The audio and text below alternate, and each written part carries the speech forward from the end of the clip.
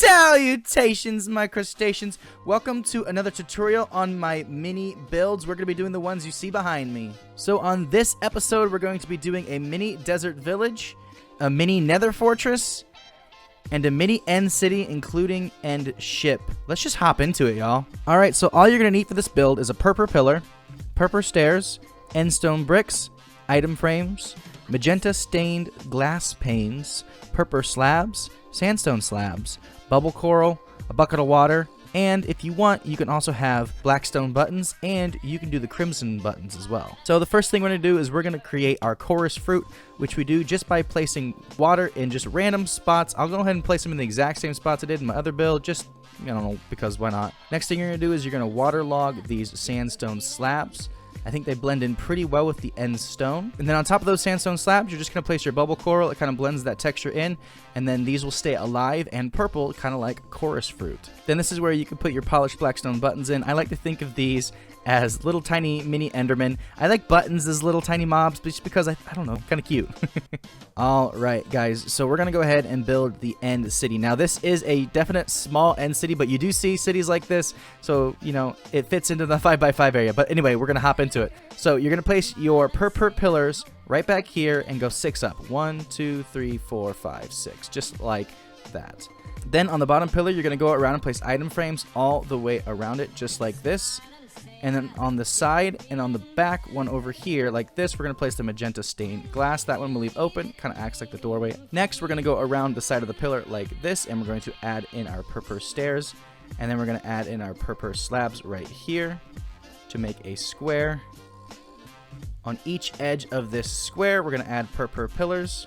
And in the middle of those, we're going to add our end stone brick, just like so. And then the same thing we did on bottom, we're going to go around on the end stones. We're going to place our item frames. And in each one of these this time, we're going to place our magenta stained glass. And then very simply for this one, we're just going to go all the way around with our stairs, creating a shape like that. Now for this one, we're going to go to the exact same thing to create the one up top, just like this. Our purple slabs over here. We're going to do the exact same thing on each one of the corners like so. Except on this one, we're only going to be placing end stone in these back two corners over here. And then placing our item frames on those end stones with our magenta stained glass, just like so. The next thing we're going to do is place 2 temporary blocks right here. And then a stairs, just like so. We'll break those temporary blocks. And we can place our purple slab right there. And then we'll put our pillar on top. We'll put a slab on top of that pillar. And then you're just going to go around, same as before. All of them with item frames. This one we're going to leave blank. These we're going to add magenta stained glass to. And there you have that one. We'll finish off the top here just by placing slabs all across the top, just like so. And then we'll make the little launch pad right here with that. Next we'll place 2 temporary blocks like this. And then 1 temporary block here. We'll place purple stairs upside down on either side. Break that, and then place your purple pillar right there facing in this direction. That's kind of important, or the texture looks kind of funny. Break your temporary blocks. You're going to add a purple slab back here. Now for the sail, you have 2 options. You can either do a purple banner, which acts as a sail, but if you remember, end ships don't actually have their sails, so you could also use crimson fence for it. Now if you really want to get technical with it and you are in creative and want to make them look really nice, you can actually use the debug stick to add a little extra detail to it. What you're going to want to do is select it using the left click. So you selected south, selected waterlog, selected west, selected east, selected north. You got all of those different options. Now you want to look which direction you're facing. So this one I am facing south, and this one I am facing north. So I want to select both south and north. It could be different based on the direction that you're facing. So I'm going to select south, and then I'm going to right click, and it will add this little detail. I'm going to keep left clicking until it says selected north, and then I'm going to right click, and it'll add that little bit right there, and that looks a lot more like an end ship sail. And then as I said at the beginning, if you want to, you can come through and you can place these little crimson buttons. These kind of act as your shulkers. So you can just slap them around wherever, don't go too crazy. And there you have it. You have a miniature end city, complete with shulkers, chorus fruit, enderman, and a flying ship. Let's move on to the Nether Fortress. Alright guys, so this one is a very simplified version of a Nether Fortress. It's not my best work, I'm going to be honest. It's kind of a cutesy version of it, and so that's what we're going to be making today. I might try to do an updated version, maybe a little bit larger than a 5x5, but definitely to fit into a 5x5 like I do, this is probably about the best you can get. So it's really easy, follow along. You're going to start off with a base like this, filled with lava, except for the very back where we're going to use our magma block. All you're going to need is nether rack, magma block, nether brick slabs, nether brick stairs, nether brick walls, optionals, wither skeleton, or a flower pot. Let's get started. So the first thing you'll do is you'll add in this little corner like so, and then we're going to add this little hill right here, and then this is 2 higher than those, and then we're going to make a back wall that is all 1 higher than that. So let's go ahead and fill that up. So it's going to look like this. Then we're going to break out that piece right there and add a nether brick slab in it, and we're going to come all the way out to the end. Next, on this very end piece, we're going to take our nether brick walls and replace it there. Skip 1 block and go back 1 more. Now, you don't want to go into the lava because you can't lava log something, and so you just get this big gap like that. I didn't mean to do it there, but, you know, you get the point. I got to fill that in. And unless you're down here, you can't really tell that it's not actually in the lava, so it works good enough. Next, we're going to extend our bridge out all the way over here. And then on this one, we're going to create a pillar right there. Next, we're going to create this pillar right here. I'm just using slabs. You can use full blocks. Once you get up to the pathway up here, all you're going to do is create another full block on top, which is done by placing a full block there and then a half slab on top. So if you break it, that's a slab. Next, we're going to create our other pillar that's going to come meet this pillar's height, except without the slab on top. Then we're going to connect it using the nether brick stairs. And then this is where you come to the optional ones. You can either use a wither skeleton skull or you can use a flower pot. I like the wither skeleton skull because I think it mimics the spawner better. But this is a blaze spawner over here, and so I'm using this as the blaze spawner.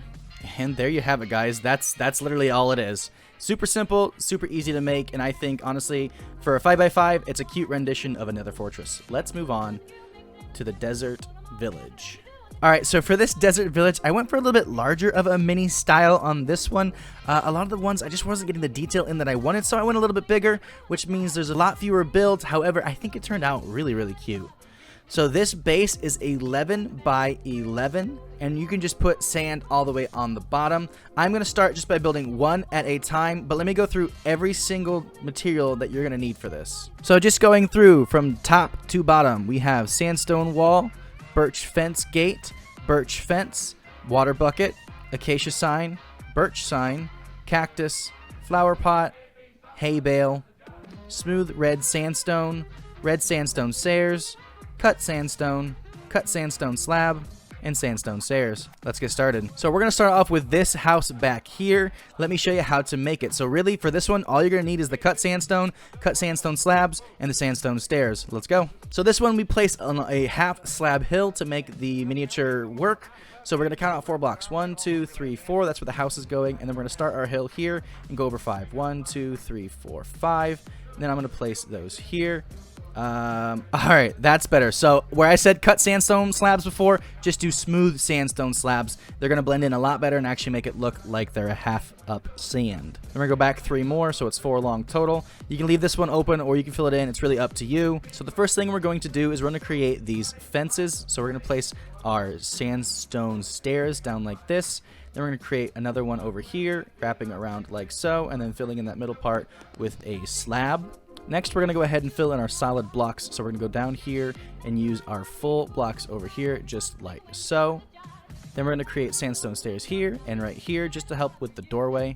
So you're going to need a temporary block right here for this one and place an upside down stairs, creating the doorway. And then you're going to place an upside down stairways here, creating the other doorway. Then we're going to do a full block right here. And then we'll do an upside down stairs here, temporary block, upside down stairs there. Now, if you want to, you can use the smooth sandstone stairs. I'm just using these just to cut down on the material list. The tops of these up here are just going to be full blocks like that. And there you have it, guys. It's that simple. Next thing we'll move on to is the large watch tower. This one's super easy. All you need for this one is sandstone walls, birch fence gate, and a cut sandstone block. And then we're just going to go in this pattern right here, making a 3x3 square like so. Then we're going to make it 8 tall. 1, 2, 3, 4, 5, 6, 7, 8. and fill the rest in. Once you have all of these on top done, we're going to place a cut sandstone slab in the center there, and then we're going to do a really easy pattern on the front here, starting at the bottom. We're going to break one, and going to go up 2, break 1, up 2, break 1, up 2, break 1.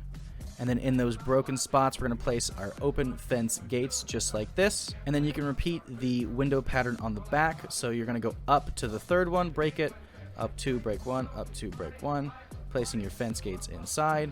And you're not going to do it on the bottom one because there's no door on the back. And that's really all there is to that one, guys. It's super simple. Next, we're going to be making this house that you see right here. All right, so starting with the shape of this one, we're just going to create a little backwards C like so. And you're going to make that too tall. Next thing you're going to do is do a sandstone wall there, and a birch fence right there. Then we're going to fill this whole thing on top with our slabs, just like so. Next, we're going to take our red sandstone stairs like this, going right there. We're going to take a smooth red sandstone like that. And you do need a regular sandstone stairs for either side over here. Then we're going to cover the top with a slab. This is where we're going to place our acacia sign. And that is all there is to that one, guys. Super simple. So next we're going to be building the fountain. And all you need is the sandstone stairs, water bucket, smooth sandstone slab, sandstone wall, flower pot, and optional dandelion. I'll show you why. So we're just going to create a circle just like this with our stairs.